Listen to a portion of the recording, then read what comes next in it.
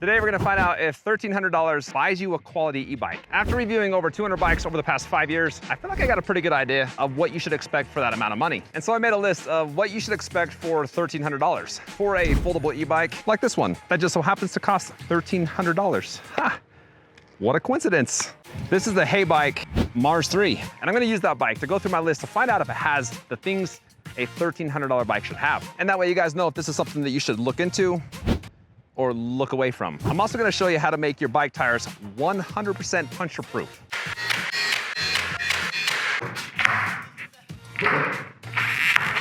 And no, I'm not talking about slime. I'm then gonna show you the world's smallest bike pump. Got it right there. All right, so the first thing that you gotta have on a bike that costs $1,300 is a 750 watt motor, and that's what you got. But the motor size means nothing if it can't get you to at least 28 miles per hour. Anything lower than that, you're just wasting your money. Before I test the speed, I'm gonna increase the assist levels. And in the advanced settings, you can change the assist levels from 3 to 5 to 9. And to test the speed out, I'm just gonna use the half twist throttle. I noticed that this trail is a little bit not totally flat. It's uphill this way, just a slight uphill, and then obviously downhill that way. So I'm gonna go up first and then come back down. That's 25 going up. Oh, heck yeah, that's 31 coming down. Ooh, yeah. All right, so going up had two disadvantages.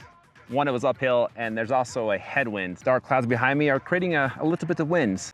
Dun, dun, dun. Although right now as I speak, it is very still.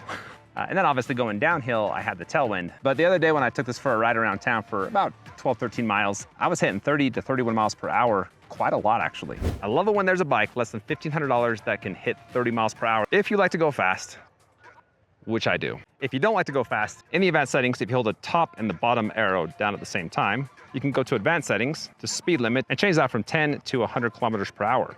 You're not gonna go 100 kilometers per hour if you set it to that, but you will go 30, 31. And just for fun, I set it to 10 kilometers per hour. I've got it on the highest pedal assist level, just using the throttle. Let's see how fast you go. That is it, 6 miles per hour. It's pretty good speed range from 6 to 31. The next thing you should expect for in a bike that costs $1,300 is a good acceleration. You should be able to hit 25 miles per hour within one city block. Here we go. 26, 27, 28. Since we're on the topic of acceleration, there are some things in the advanced settings that you can change. And there's two of them. There's the start sensitivity, and that is from 0 to 24, and that's for when you're pedaling. When you set it to 0, when you start to pedal, it's gonna come on quicker. When you set it to 24, it's gonna take more revolutions for that power to come on, at least in theory, so let's just test that out. I got it set to 0. Let's see when that power comes on. Here we go. There's, wow. That was actually probably less than a half a revolution and that power hit. I'm gonna change that to 24 and see what happens. There should be a longer delay now, so here we go.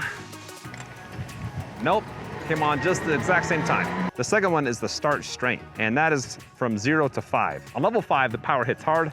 On level 0, it hits softer. Set it to 0 first. I'm gonna pedal as well for this test. Pretty dang strong. Now just with the throttle. Pretty dang strong too. Now I'm gonna put that to 5. This is again the start strength. Pedaling, here we go. That's the same. With the throttle now, and that is also the same.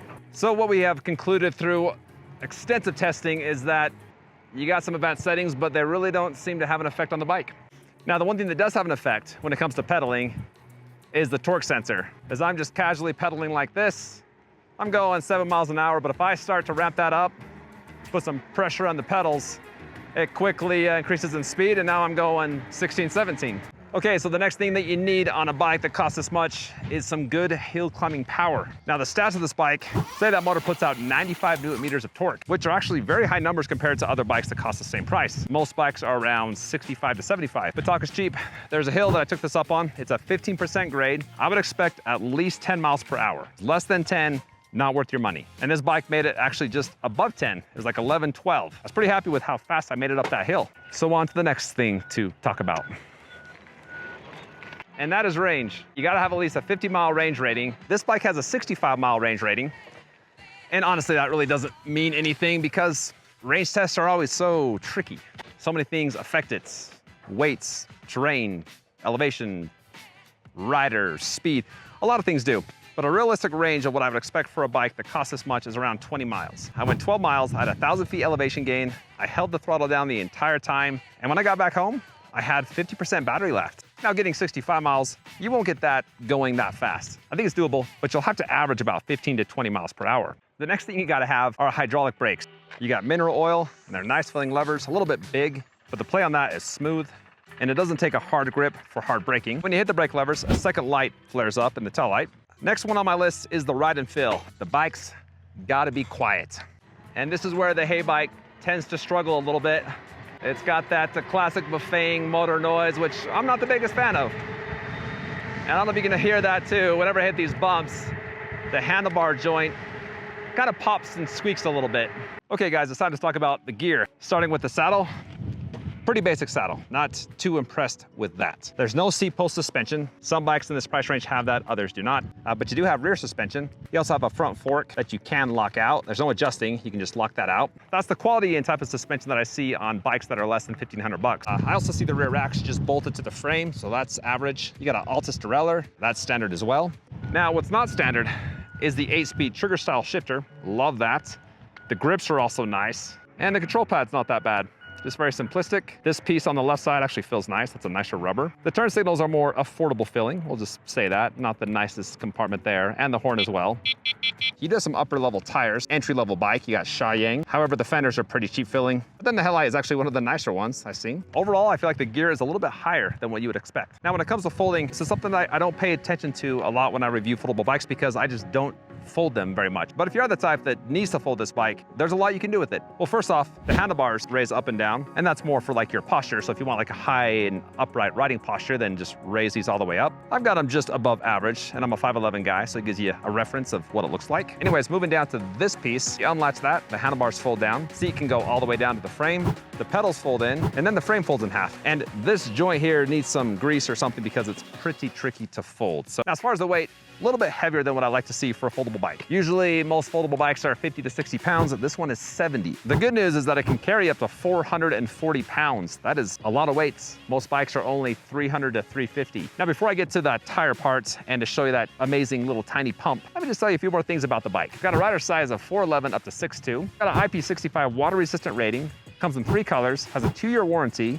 Now the bike comes locked and there's 3 ways to unlock it. The first is just by hitting the power button 4 times to enter the passcode, 0000. In the advanced settings, you can't change that. The second way is with the NFC card, and they give you 2 of those. And the third way is through the app. As you walk up to it, it just automatically unlocks. That's a nice safety feature. Just a couple things that the bike didn't have that I wish it would have for the price. Creaks and pops a little bit, and then that motor noise is just too dang loud, but honestly, it's a great bike for the price. And these guys actually just told me that they're now in over 300 retail shops. So if you live in the US and you got a problem with the bike, hop on their website. They got a map of all the locations in the US and just look it up and take the bike there. All right, so now it's time to talk about the tires. I was just introduced to this company called Tannis, and I put liners in both of these tires, put some nails in a board, and then I ran over them. That was a couple days ago, and these tires are just like they were brand new. Liners can take a nail or a puncher up to a ½ an inch at its thickest point.